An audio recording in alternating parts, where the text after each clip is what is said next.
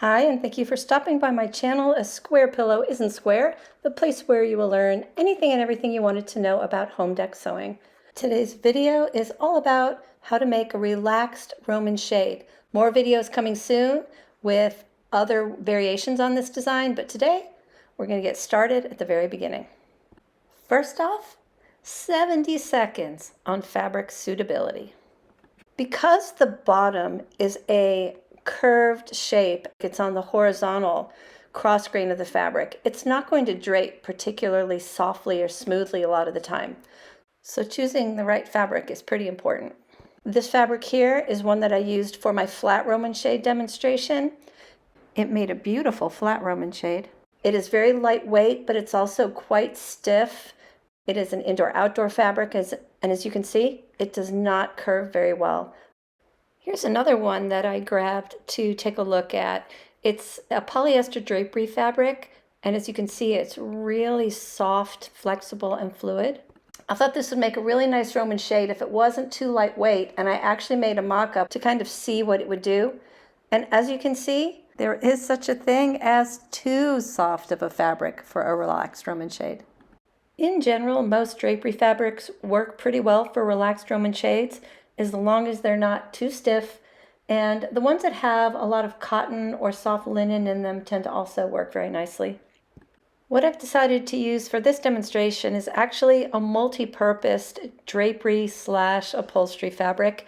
It's thick, but it's really, really soft and fluid, and it's going to make a great relaxed Roman shade. Okay, let's get started. Cut out your face fabric.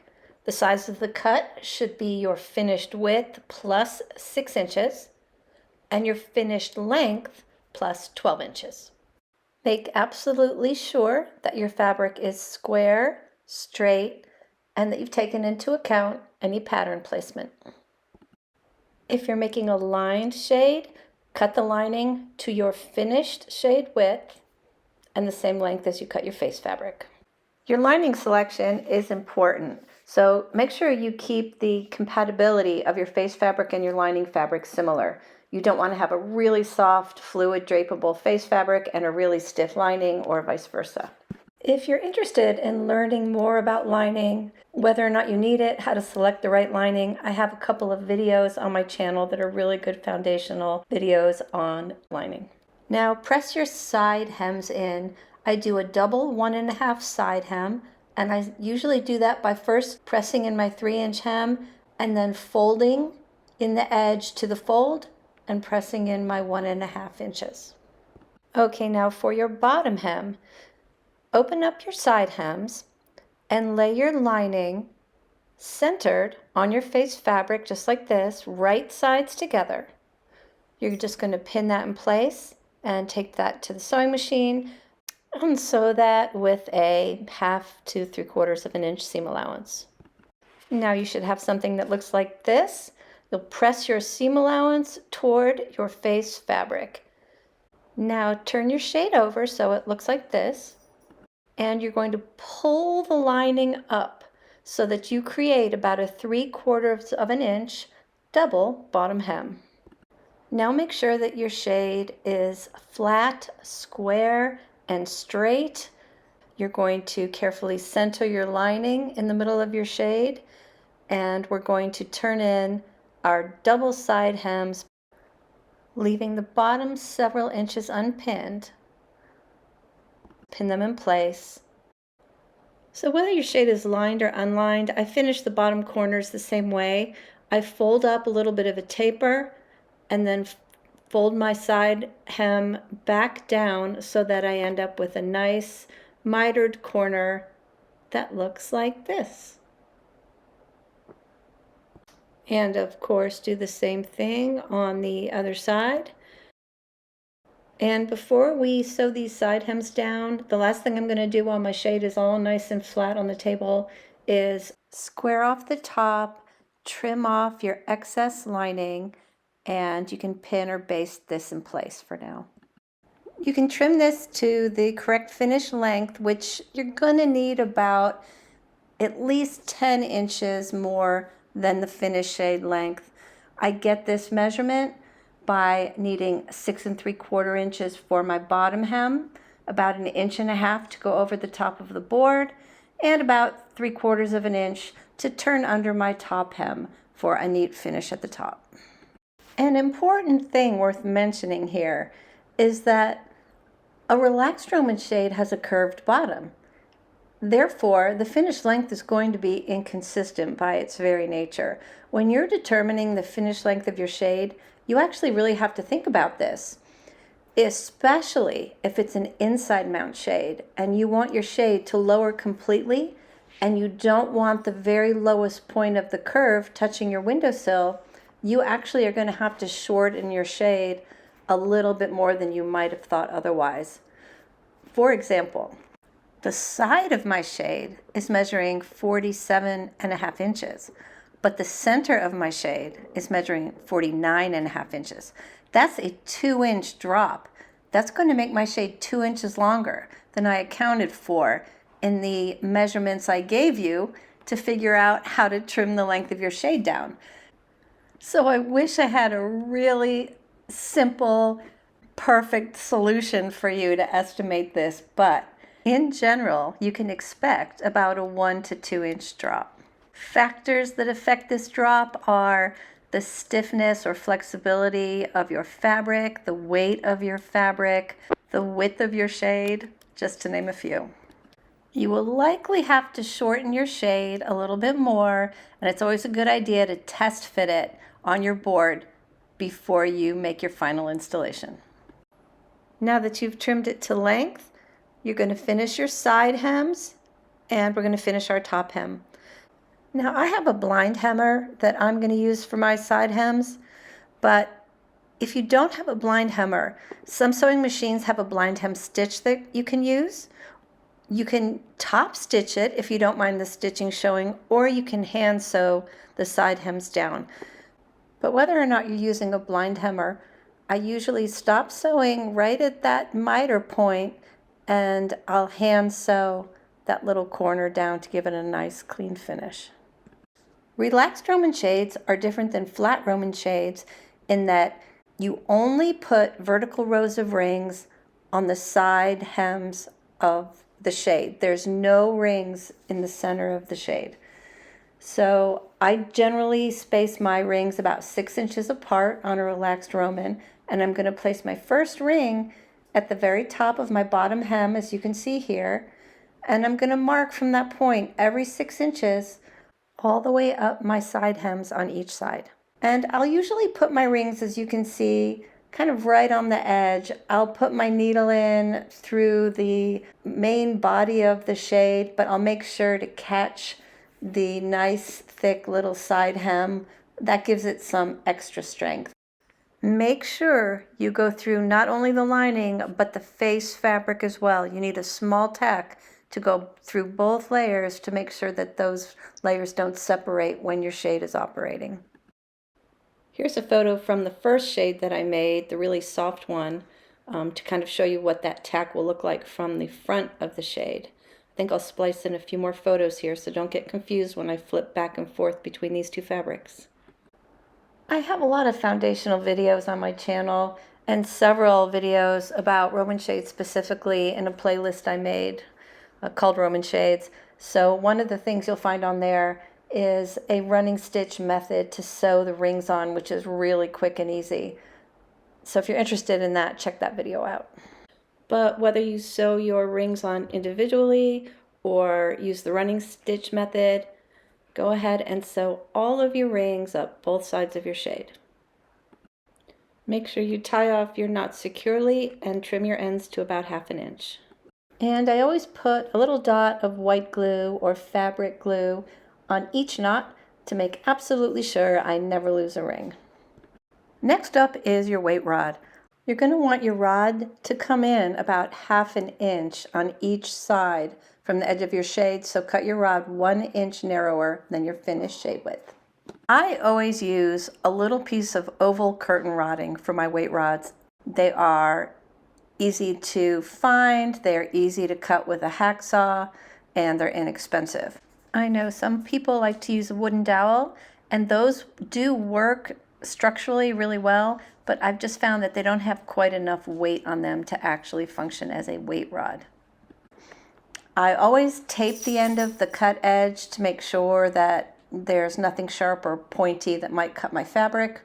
And then I'll make a little sleeve out of fabric, out of a scrap of lining, to slip the rod in, because you need a way to sew the rod onto the back of the shade, and you also want it to look nice from the outside. Just determine how big you need your pocket to be by measuring around your rod. Add a little bit for a seam allowance. Stitch it on your machine and turn it right side out with a safety pin, and slip your rod into the pocket, making sure you leave enough sleeve so that you can turn under your raw edge. Now center your rod on your shade under the second ring from the bottom, not under the bottom ring, under the second ring up from the bottom. Just hand tack it in place like you see here. Now take a piece of shade cord and tie together the bottom ring and the next ring up, the one right above your weight rod. Tie those off in a really tight knot together. Do that on both sides. This is what gives you the nice, soft, permanent curve at the bottom of your shade when it's fully lowered.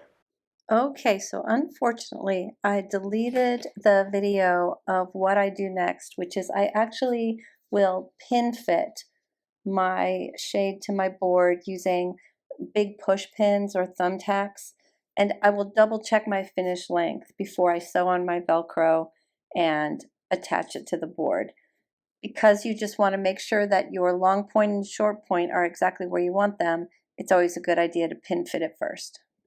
Now that you know exactly where the top of your shade is, you're just going to trim off any excess beyond what you need to come up and over the board an inch or an inch and a half, plus about a half-inch turn under at the top of the shade to finish the edge.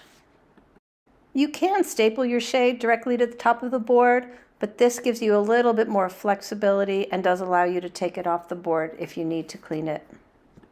Make sure you use sew on Velcro, not sticky back Velcro.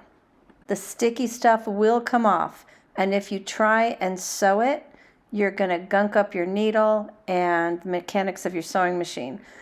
Sew close to the top edge, then do the other side, sewing close to the bottom edge of your Velcro. As you can see, I'm using a fabric wrapped 1x2. This is the fabric wrapped 1x2 I used on my flat Roman shade video, and I did not feel like cutting a new board for this, so that's why it doesn't match. But you're going to want to use whatever appropriate mounting board works for your application. There's much more on mounting Roman shades in some of my other videos if you're interested in that. And make sure that you cut your mounting board about a half-inch overall narrower than your shade. Okay, we're almost done. Now we're going to lay our shade face side down just like this, making sure that it's completely flat, smooth, square, and straight. We're going to put in our screw eyes and we're going to string it next. You just need 2 screw eyes, one on each side, perfectly in line with each vertical row of rings. I'll usually mark this on the bottom of my board and pre-drill a small pilot hole to make it easier to put the screw eye in. Now cut 2 lengths of shade cord. This is a very small lightweight shade, so I'm using 0.9 millimeter cord. Your shade is going to be strung like this, so this will help you know how long your cords need to be. You want the drop on the side of your shade cord to be long enough so that when your shade is fully lowered, you can easily reach the cord. If you'd like to use a tension cord lock, now is the time to string and install that. If you're not sure how to do that, I do have a video on cord locks on my Roman shade playlist. All right, your shade is done. I will always hang my shade, make sure my cords are even, and tie a small knot up near the top of the shade to keep my cords aligned. All right, you're done. Now install your shade either directly onto your wall, into your window, or on L brackets. If you did not use a cord lock, you will need to put a little wall cleat, wall anchor on the wall to tie off your cords. Again, there's more information on installing shades on my Roman shade playlist, but there are some things that you need to know when you raise your relaxed Roman shade for the first time. The first time you pull that shade cord, you are going to have a mess. It will always look like this. You have to dress and train a relaxed Roman shade. And depending on the fabric, sometimes you just have to do this a few times. Sometimes you always have to mess with it. This is one of the few downsides of relaxed Roman shades. You have to dress and arrange the folds until they get some memory as to where they're supposed to hang. Sometimes if you dress it out like this and just lightly steam it or leave it hanging for 1, 2, even 3 days, it can train itself so the next time you raise it, it goes up much more easily. Sometimes it just takes a few trial runs and it realizes where it's supposed to go. But some fabrics, especially ones that have polyester in them or that are really soft, are always going to need a little tweaking. All right, I've raised this shade once. I'm going to drop it and I'm going to pull it up again. And you can see that this time it's not going up perfect, but it's going up better. It just needs a little reminder. I think in a very short amount of time, this shade is going to train really nicely and go up and down without any trouble at all. Well, I hope you found this video helpful and that you're able to successfully make a relaxed Roman shade of your own. If you like this video, please consider subscribing to my channel. If you're subscribed and your notification bell is turned on, you'll get a notification every time I upload a new video. Thanks for watching and happy sewing.